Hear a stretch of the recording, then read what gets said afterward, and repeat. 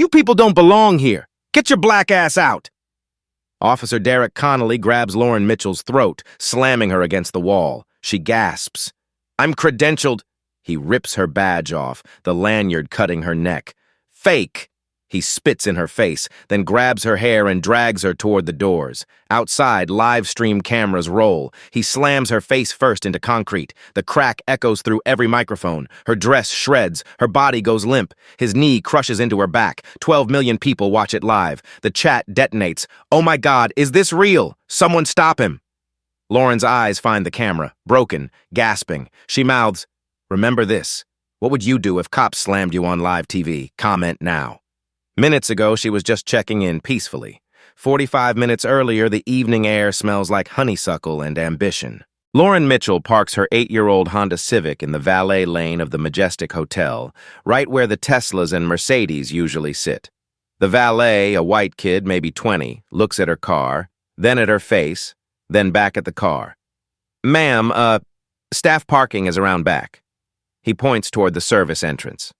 Lauren smiles, polite. Warm. I'm a guest volunteer. This is fine. She hands him a $5 tip anyway.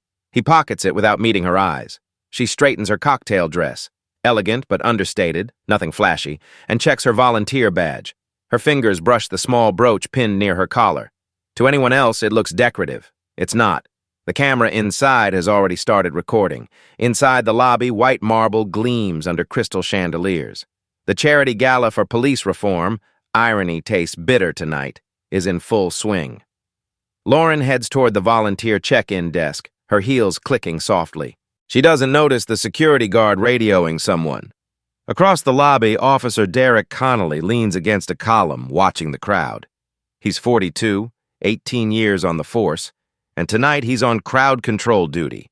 A job beneath him. A job they gave him because he got passed over for sergeant. Again. Diversity hires, his union rep had said, shaking his head. It's all politics now. Connelly's jaw tightens at the memory. His partner, Officer Brandon Hayes, younger and black, tries making conversation. Big turnout tonight, huh? Connelly grunts, doesn't look at him. The radio crackles. Security to officers, suspicious individual front entrance, doesn't match guest profile. Connelly straightens, scanning the lobby. Then he sees her. Lauren Mitchell, black woman, modest car, volunteer badge that could be fake. His brain fills in a story before she even reaches the desk. Wrong neighborhood, wrong tax bracket, probably here for free champagne. Hayes notices his expression. Derek, maybe we just... I'll handle it. Connelly pushes off the column. His body cam light blinks red, then dies. He taps it twice. Malfunction, he mutters. Hayes shifts uncomfortably but says nothing. Connelly crosses the lobby, eyes locked on Lauren like a predator tracking prey. The moment Lauren steps inside, he's already decided she's guilty.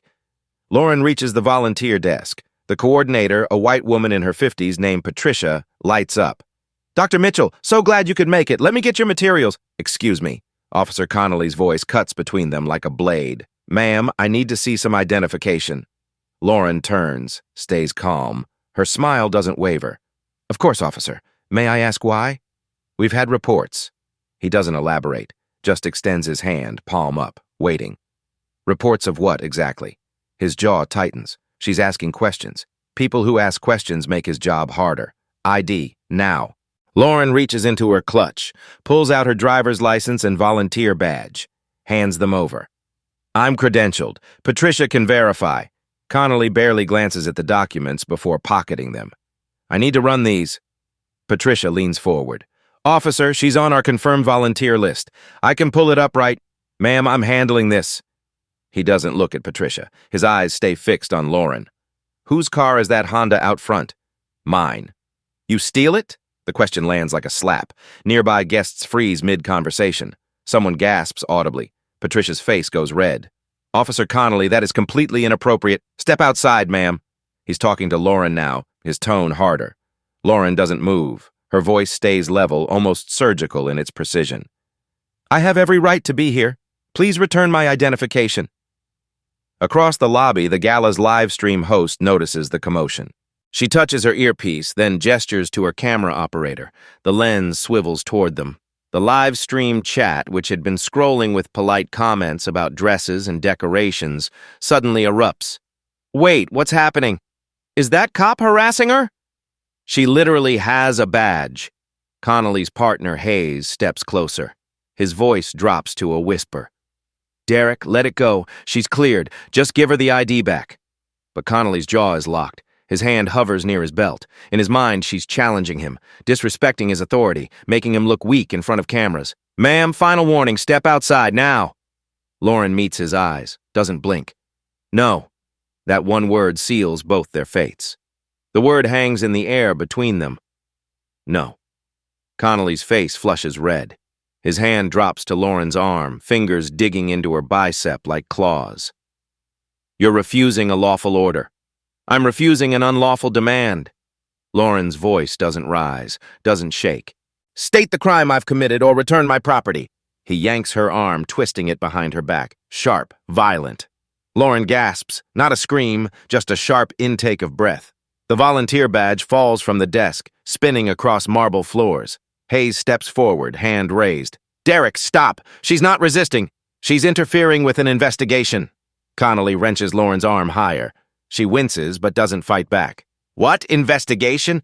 Her words come through gritted teeth. You've stated no probable cause. You've provided no— Shut up! He shoves her toward the exit. The crowd erupts. A woman screams, What are you doing? A man shouts, She didn't do anything! Phones rise like torches in a riot. Dozens of them, all recording, all streaming. The main live stream camera operator pivots fully now. The gala host's voice cuts through the audio. We're witnessing what appears to be an arrest at the volunteer check-in. I don't know what's happening. The chat explodes. Call a supervisor. This is insane! She has a badge right there. Someone get this cop's name viewer count, 400K, then 800K, then 1.5 million. Connelly drags Lauren across the lobby.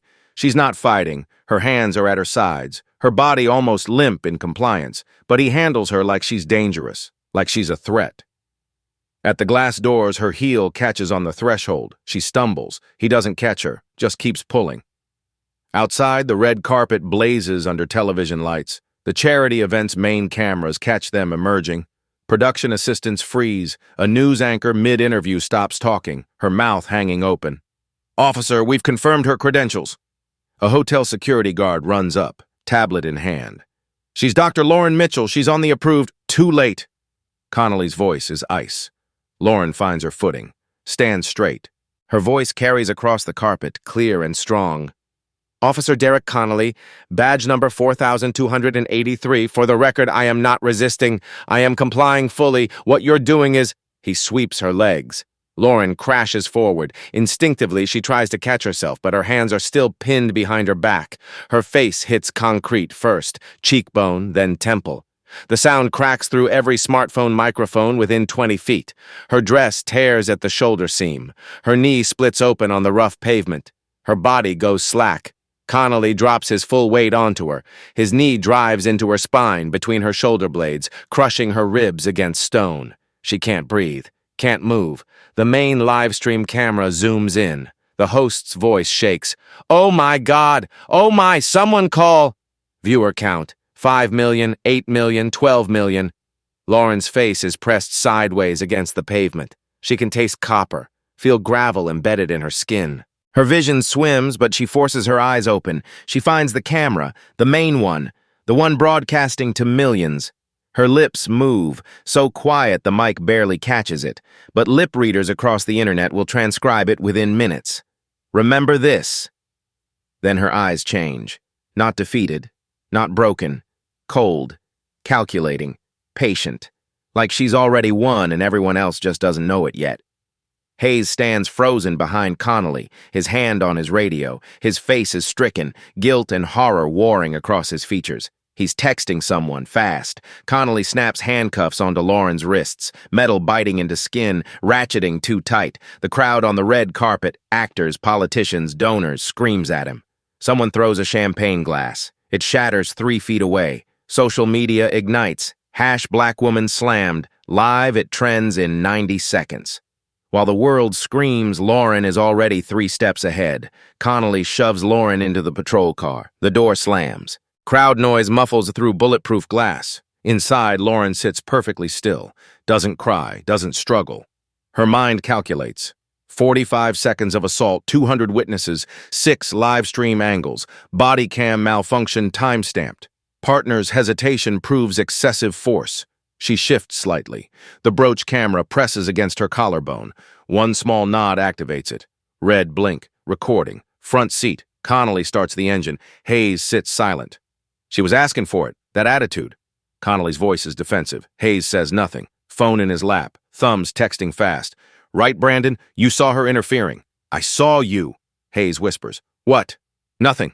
Radio crackles. Unit 12 status? Suspect in custody, en route. Description. Black female, mid-30s, suspected fraud. Lauren's jaw tightens. She stays silent. Listening. Recording. 20 minutes later, precinct, processing, fingerprints, mugshot, belongings confiscated. Desk sergeant holds up her brooch. Nice piece. Cubic zirconia. He tosses it into evidence. Doesn't look twice. Holding cell, concrete bench, fluorescent buzz, bleach smell. Lauren sits, waits. 30 minutes pass. One phone call. She stands, wall phone, dials from memory. A number most people don't have. One ring. Lauren, is this secure? Secure enough. Footage uploading now. Execute Protocol 7.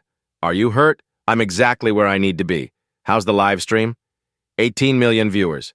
Congressional Black Caucus issuing statements. ACLU called twice. We have everything. Good. File federal lawsuit tomorrow morning. Name the department, union, and Connelly personally. Full pattern or practice investigation. Consider it done. Lauren, this will get brutal. It already is. That's the point. She hangs up. Desk sergeant stares. Lawyer coming? Something like that. She returns to the cell. Sits. First time since pavement, her shoulders drop. Ribs ache. Face throbs. Wrists raw and bleeding. But she smiles. Small, cold, victorious. Outside, the internet explodes. Celebrities tweet, just watched a woman brutalized for volunteering. Where is the justice? Activists mobilize. #Justice for Lauren. Protest tomorrow, 8 a.m. Atlanta PD. Politicians scramble. Investigating tonight's police misconduct. This is unacceptable. The video, screen recorded, downloaded, re-uploaded thousands of times, is immortal now. Unkillable. Hashtags multiply. #Justice for Lauren. #End police brutality. #Fire Connelly. #Black woman slammed. Live anonymous hackers dig into Connelly's record. Find his personnel file. 12 complaints. 0 disciplines. They leak everything. Civil rights attorneys call Lauren's nonprofit. They don't know she owns it yet. Offering pro bono help. The mayor's office receives 4,000 calls in 1 hour. Local news vans surround the precinct. National networks pick up the story. Breaking viral video shows officer slamming black woman at charity gala. The viewer count hits 22 million. Social media platforms trend the story #1 worldwide. And somewhere in a comfortable suburban house, Derek Connelly pours his third beer, turns off his phone notifications, and tells himself this will blow over by Monday. By dawn, Connelly's life will be unrecognizable, but he doesn't know it yet. 11 p.m. Derek Connelly finishes his incident report at the precinct. His handwriting is steady, practiced. Subject became verbally combative and physically resistant. Necessary force applied to secure suspects safely. Hayes sits across from him, silent, not typing, just staring at his own blank screen. She'll get disorderly conduct, maybe resisting arrest. Connelly leans back in his chair, confident. Plea deal by Tuesday, case closed. Derek, Hayes' voice is tight. The video, it's everywhere. Connelly shrugs, clicks his pen. Viral doesn't mean anything. You know how this works. Union's got my back, qualified immunity. I followed procedure. You slammed an unarmed woman on live television. I subdued a non-compliant suspect. Connelly stands, grabbing his jacket. There's a difference. He checks his phone. 45 missed calls, 300 texts. His social media notifications are exploding. Thousands of messages, mentions, tags. His ex-wife sent 5 texts. What did you do? The kids are seeing this. Derek, answer me. He blocks her number, turns off all notifications. Silence. You should look at... Hayes starts. I'm going home. Connelly walks out. 20 minutes later, he's on his couch, beer in hand, TV on. He flips to sports, anything but news. But the news finds him anyway. The scroll at the bottom of the screen, Breaking viral video shows Atlanta officer. He changes the channel. Sitcom reruns. Better. His hand shakes slightly as he lifts the beer. Just adrenaline, that's all. By tomorrow, people will forget. They always do. He drinks, closes his eyes. Upstairs, his phone, silenced, face down on the nightstand, vibrates nonstop. While Connelly sleeps, the machinery of justice begins grinding. Midnight. Mayor holds emergency press conference. We take these allegations extremely seriously. A full investigation is underway. 12:30 a.m. Police union rep appears on cable news. Officer Connelly acted appropriately given the circumstances. We stand behind our officers. The host cuts him off. We have the video. Would you like to watch it again? The rep's face goes pale. 1 a.m. Protesters gather outside the precinct. 50 people, then 200, then 500.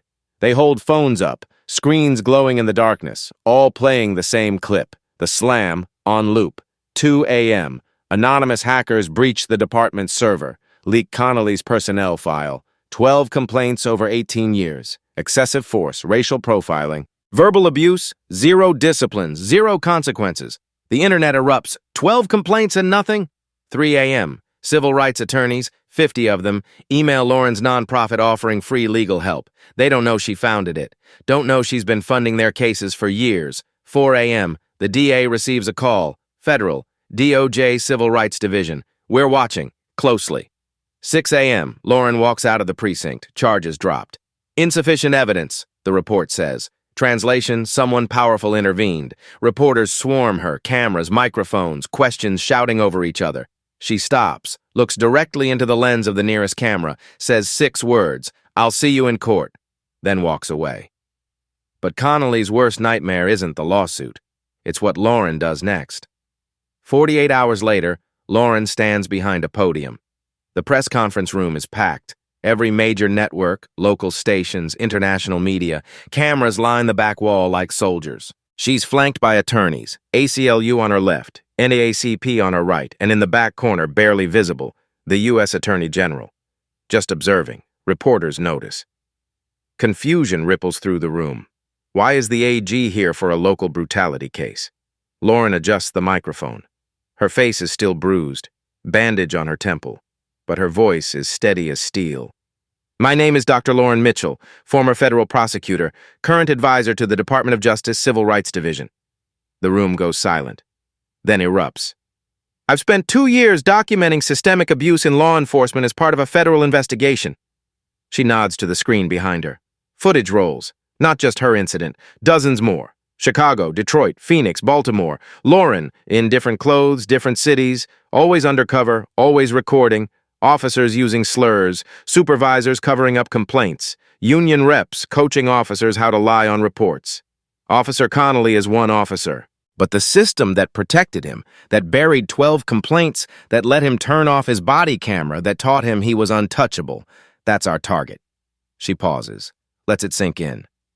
I'm filing a $50 million federal civil rights lawsuit against the Atlanta Police Department. A $10 million personal lawsuit against Officer Derek Connelly. Every dollar I win goes to police reform initiatives. A reporter shouts, "Why go undercover? Why not use your position?" Because nobody believes victims until they see power. Lauren's eyes are ice. Now you see both. The press conference ends. The internet detonates. 3 hours later, police union headquarters. Emergency meeting. Union president slams a folder on the table in front of Connelly. You didn't tell us she was federal.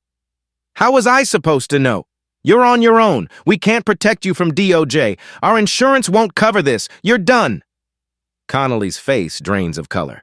You said you'd back me. And that was before we knew who she was. The president stands. Your attorney is withdrawing, effective immediately. Connelly drives home in silence, pulls into his driveway. His wife's car is gone. Divorce papers taped to the front door. Someone spray-painted racist across his garage in red letters. His neighbor's curtains twitch, but no one comes outside. Inside, his phone buzzes. Hayes, his partner.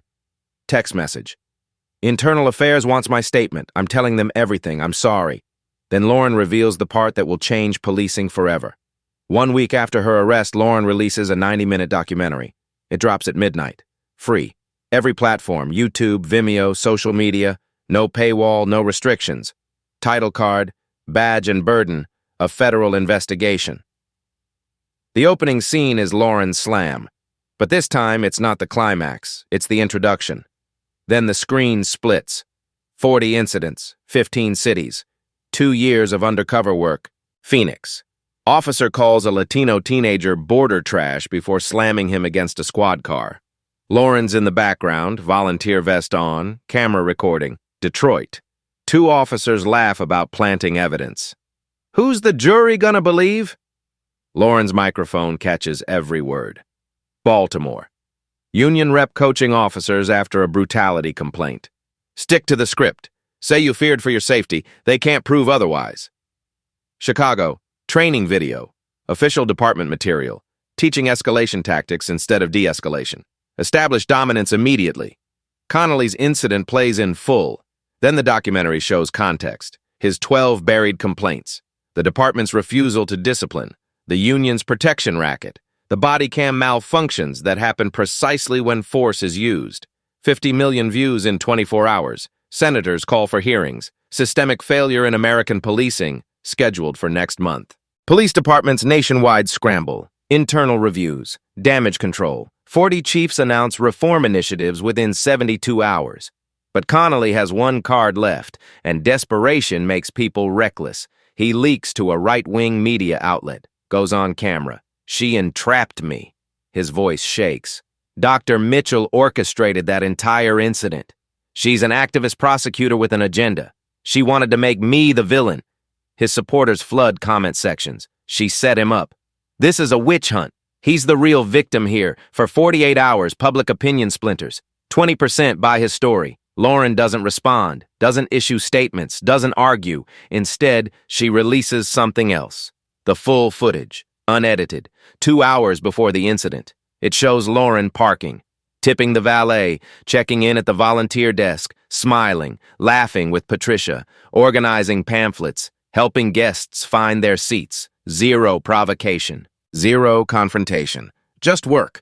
Then it shows Connelly, watching her from across the lobby, his face twisted with disgust. Security radios him. He nods, starts walking toward her before she even reaches the desk. His body cam light blinks off. He taps it twice. Deliberate. Hayes warns him 3 times on camera. Derek, just check her credentials. Derek, she's cleared. Derek, let it go. Connelly ignores him every time. Security approaches before the slam, confirming Lauren's credentials. Officer, she's verified. Dr. Mitchell is on the approved list. Connelly waves them away. I'll handle it. Then the slam. The video ends with a simple title card. The truth needs no defense.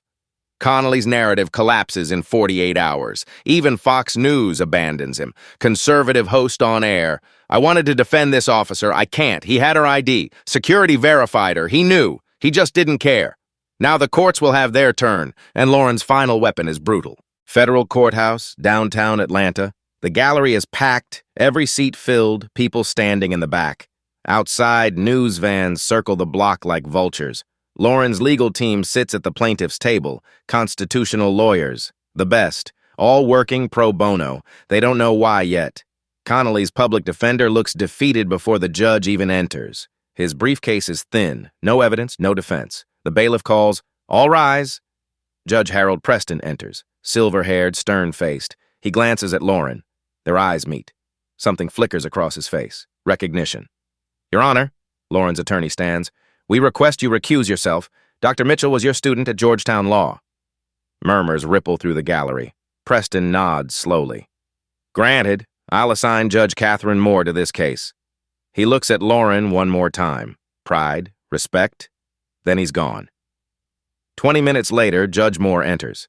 She's younger, black. Known for harsh stances on civil rights violations. Connelly's defender goes pale. Opening statements begin. Plaintiff's attorney lays it out, clean, simple, devastating. Officer Connelly saw a black woman, made an assumption, and weaponized his badge to punish her for existing in a space he thought she didn't belong. The video plays on courtroom screens, every angle. 12 million people saw it live. The jury of 12 sees it now. One woman covers her mouth. A man shakes his head, another wipes his eyes. Defense attorney stands. Officer Connelly feared for his safety. He had her ID. Judge Moore's voice cuts like glass. He was informed by hotel security she was credentialed. Where was the threat? Your Honor, in the moment... Sit down. He sits. Call your first witness. Plaintiff's attorney. We call Officer Brandon Hayes. Hayes enters in full dress uniform. He's sworn in, takes the stand. His hands shake slightly. Officer Hayes, you were present during the incident. What did you observe? Hayes clears his throat. I told him she was credentialed, multiple times. He didn't care. Did Dr. Mitchell resist arrest? No, sir. She complied with every instruction. Did she pose a threat? None. She was calm, professional. Defense attorney stands. Officer Hayes, isn't it true you're betraying your brother in blue by testifying? He's not my brother. Hayes's voice is steel. He betrayed the badge. He betrayed every good officer trying to do this job right. The gallery erupts in whispers. Judge Moore bangs her gavel. Officer Hayes, did Connelly say anything before approaching Dr. Mitchell? Hayes hesitates. Then, he said, I'll teach her a lesson. Those were his exact words. Connelly slumps in his chair. We call Dr. Lauren Mitchell to the stand. Lauren stands, walks to the witness box. The bruise on her face has faded but is still visible. She's sworn in. Plaintiff's attorney. Dr. Mitchell, please state your occupation for the record. Lauren looks directly at the jury. I'm the founder and sole funder of the National Police Accountability Project. Silence. Then gasps. Even her co-counsel looks shocked. For 15 years, I've anonymously donated $2 billion to police reform initiatives across this country. Reporters in the back scramble for their phones, typing frantically. I became a prosecutor to change the system from inside. When that failed, I built infrastructure from the outside. She lists it, calmly, methodically. 1,200 body camera programs funded, 50 civilian oversight boards created, legal defense funds for 10,000 victims, de-escalation training for 40,000 officers. The jury stares, mouths open. I went undercover because individual prosecutions weren't enough. I needed proof that would force systemic change. Proof that couldn't be ignored or buried. Dr. Mitchell, why reveal your identity now? Lauren turns, looks directly at Connelly. He won't meet her eyes. Because Officer Connelly proved my thesis. Good reforms fail when bad actors are protected. We need accountability with teeth. Defense attorney stands for cross-examination. Dr. Mitchell, isn't it true you orchestrated this incident to advance your career? I didn't create his bias. Lauren's voice is ice. I didn't make him turn off his body camera. I didn't force him to ignore hotel security. I didn't make him slam an unarmed woman on live television. I simply existed while black in a space he decided I didn't belong. One juror openly cries. Another nods. A third stares at Connelly with disgust. I was volunteering at a charity event for police reform. The irony isn't lost on me. The courtroom is silent. Judge Moore. We'll recess until tomorrow morning. But everyone knows, the verdict is already written. The verdict will take weeks, but the real fallout starts immediately. Within 72 hours of Lauren's testimony, the dominoes start falling. Atlanta Police Department places 8 officers on administrative leave, not for new incidents, for old ones. Complaints buried in files for years. Suddenly every case gets reviewed, every malfunction, every use of force report that doesn't match witness statements or video evidence.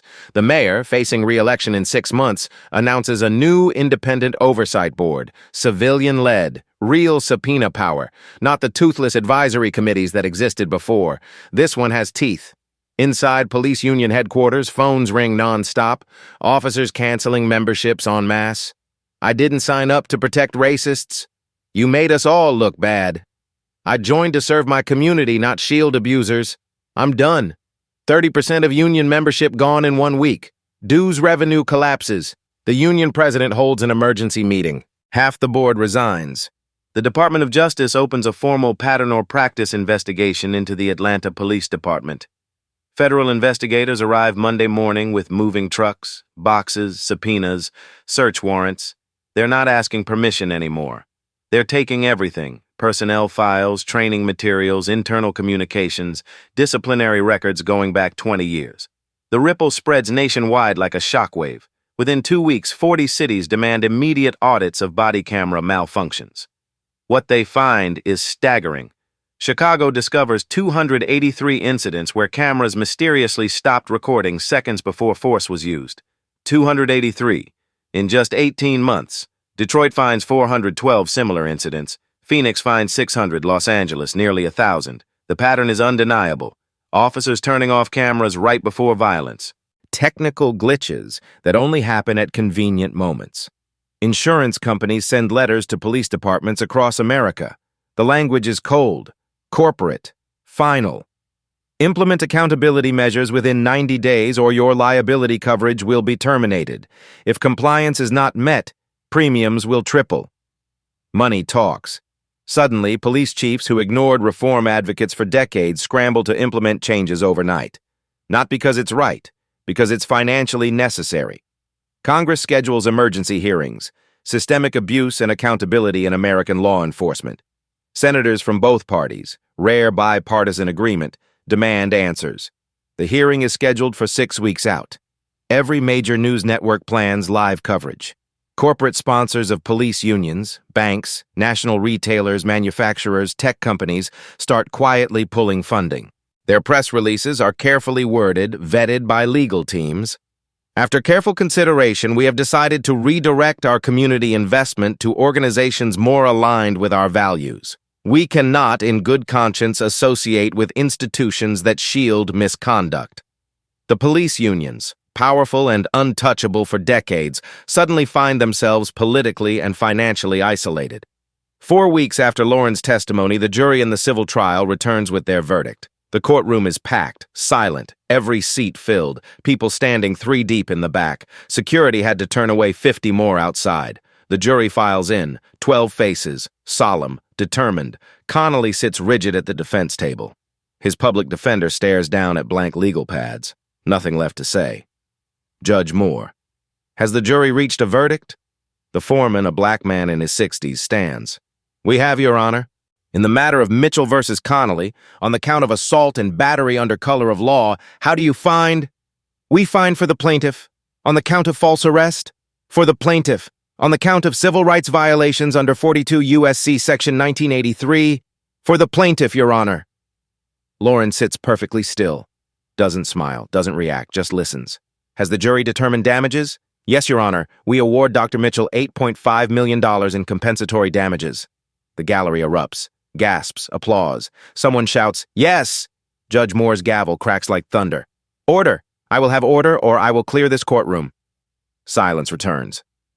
Additionally, Your Honor, we award $12 million in punitive damages against the Atlanta Police Department for systemic negligence, failure to supervise, and deliberate indifference to a pattern of constitutional violations. The total, $20.5 million. Reporters sprint for the exits, phone calls, text messages, breaking news alerts sent to millions of devices simultaneously. The jury foreman isn't finished. He pulls out a handwritten statement.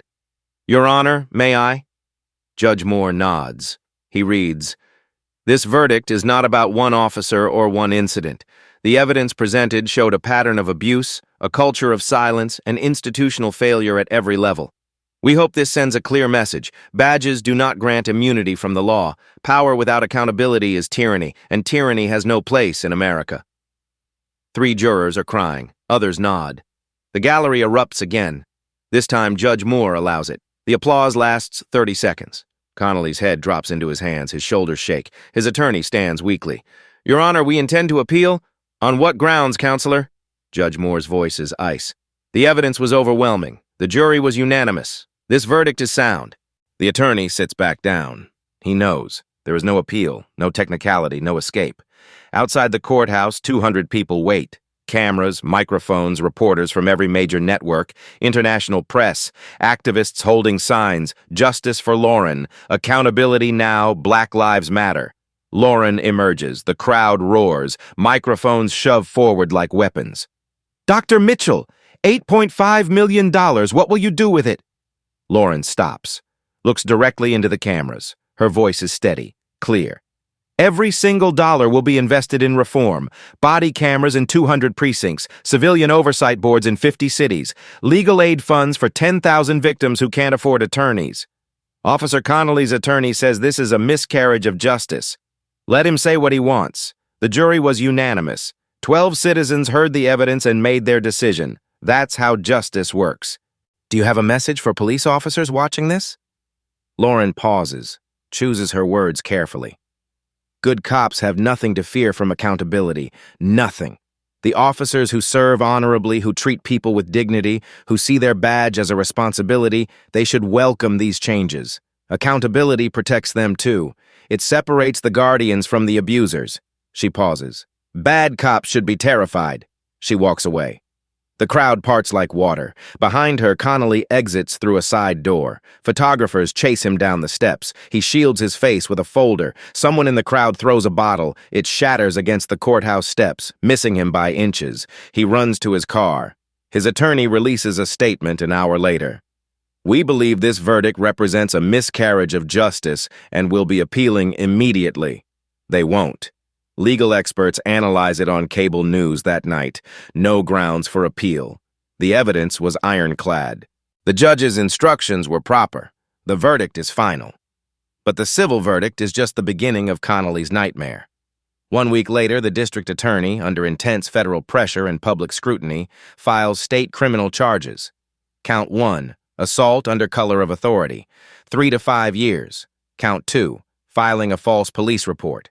2 years. Count 3, obstruction of justice. 5 years. Count 4, tampering with recording equipment with intent to conceal a crime. 2 years. Maximum consecutive sentence, 14 years. Then the federal charges arrive, delivered by U.S. Marshals to his attorney's office. Count 1, deprivation of rights under color of law. 18 U.S.C. Section 242. Maximum penalty, 10 years federal prison. Count 2, conspiracy to obstruct justice. Hayes testified under oath that Connelly pressured him repeatedly to support a false narrative. Another 5 years. Bail hearing 3 days later. Federal prosecutor, a woman in her 40s with 15 years' experience. Your Honor, Mr. Connelly is a flight risk. His career is destroyed. His reputation ruined. His pension frozen pending trial. His assets seized. He has nothing tying him to this jurisdiction and every reason to flee. Connelly's attorney. My client has lived in Atlanta his entire life. Your client faces 29 years in combined federal and state custody. That's motivation. Judge sets bail at $500,000 cash. Connelly can't pay it, doesn't have it. His house is mortgaged. His savings depleted by legal fees. His pension frozen. His union won't post it. We've distanced ourselves from this matter. His family won't. His brother hangs up when his attorney calls. He's remanded to custody immediately. U.S. Marshals escort him out in handcuffs and leg shackles. They take him to Fulton County Jail, the same facility where he personally booked hundreds of suspects over 18 years. Some of them are still there. They recognize him immediately. Yo, that's the cop, the one from the video. He slammed that doctor lady. Word spreads through the cell blocks in minutes. Guards move him to protective custody within 2 hours for his safety. A single cell. 23 hours a day lockdown, 1 hour in a private yard, no contact with general population. But even the guards treat him differently. Colder. One forgets his dinner tray. My bad. Another accidentally leaves his cell light on all night.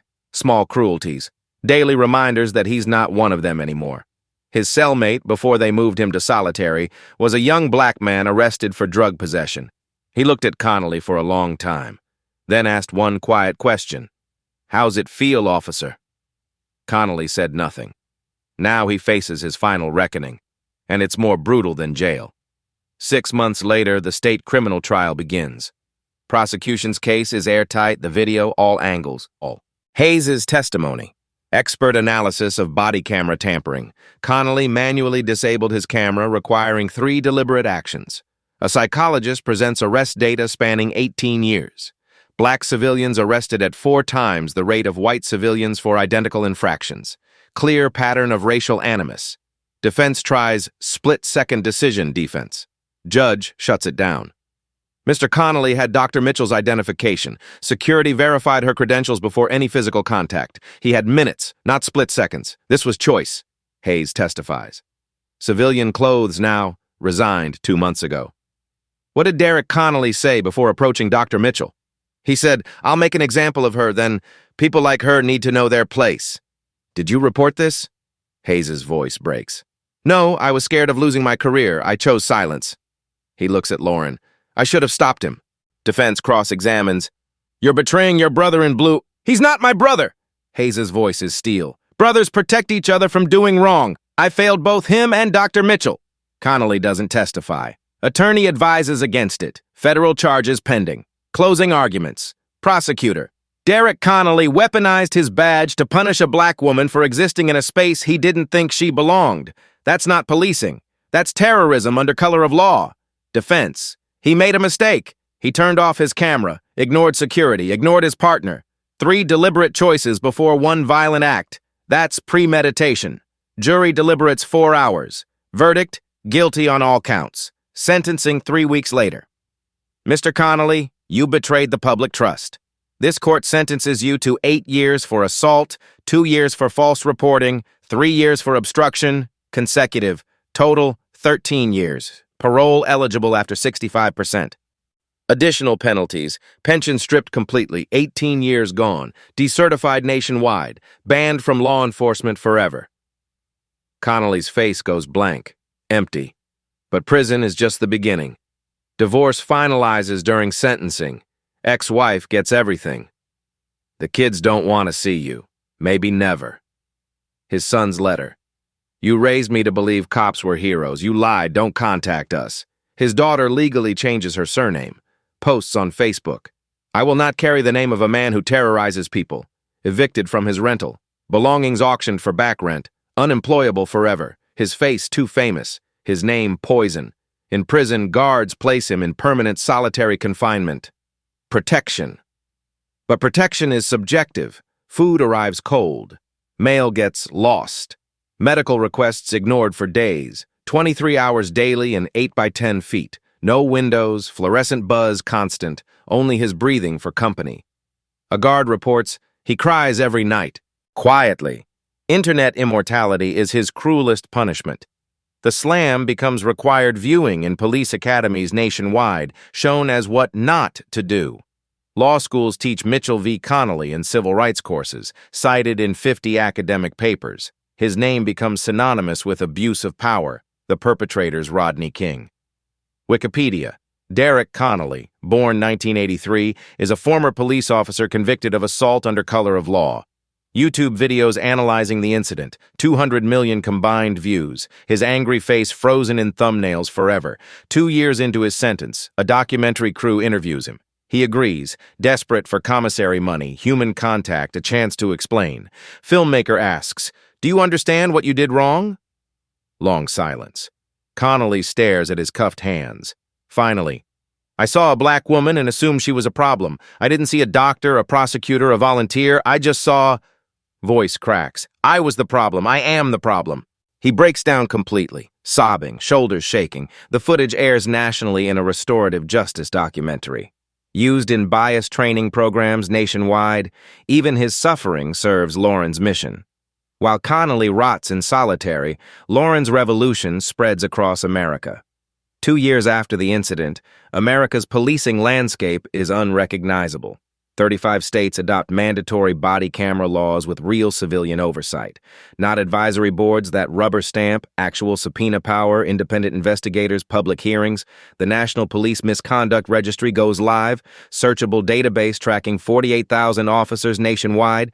Every complaint, every use of force incident, every disciplinary action, public record. Officers can't just resign in one county and get hired the next county over anymore. Qualified immunity, the legal doctrine that shielded abusive cops for decades, reformed in 8 states. Officers can now be personally sued, their own assets on the line. Accountability with teeth. 200,000 officers complete implicit bias training. Lauren's Foundation funded every program. The curriculum includes the slam, Connelly's face, Hayes' testimony, the jury's verdict, real consequences shown in real time. Data proves the reforms work. Excessive force complaints down 40% in cities that implemented oversight. Officer prosecutions up 300% nationwide. Not because cops became worse, because accountability finally exists. Public trust in police rebounds in reform departments. Community relationships slowly, carefully rebuilding. Lauren's nonprofit expands exponentially. $5 billion endowment. Donations flooded in after the trial. Offices in 50 cities, staff of 200, legal defense for 10,000 cases annually. She's appointed to the Presidential Commission on Policing Reform, testifies before Congress quarterly. Her recommendations become federal policy. Time magazine cover, the 100 most influential people. Her photo half shows her bruised face from the arrest, half shows her at a DOJ podium. Caption, "The woman who changed policing." But the cultural shift runs deeper than policy. High schools teach the slam in civics classes. Students analyze constitutional rights, excessive force, systemic racism. The incident becomes American history. Uncomfortable, necessary, unforgettable. Hollywood develops a film. Lauren consults but refuses to sell her life rights. Accuracy matters more than profit. The script goes through 14 rewrites to get it right. Hip-hop artists reference her in lyrics. Stay calm like Lauren Mitchell, let them bury themselves. She took the hit and broke the system. Her name becomes synonymous with strategic resistance. Policing culture begins shifting from within. Police academies now cite the Mitchell case in training. What would the video show becomes an internal mantra before any use of force. Officers think twice, 3 times. Good cops, the majority who serve honorably, feel empowered to report misconduct. Whistleblower protections strengthen. Snitches get stitches. Culture fades, slowly, painfully. But it fades. An unexpected alliance forms. Police reform advocates and good officers unite against bad actors. Protect the profession by removing the rot. 75% of active officers support the reforms in anonymous surveys. International impact spreads. United Kingdom studies American reforms. Canada implements similar oversight boards. Australia creates a national registry. Lauren is invited to address the UN Human Rights Council on policing and accountability. Social media creates lasting change.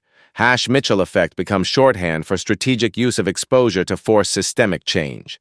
Activists worldwide reference it. From Hong Kong to Chile to France, protesters document abuse, demand accountability, cite Lauren's playbook. Annual Accountability Day protests emerge. Peaceful, policy-focused. Thousands gather in major cities demanding continued reform, not riots, not destruction. Organized pressure on legislators. The movement sustains itself, grows, evolves. But for Lauren, sitting in her Atlanta office reviewing new cases, the work never ends.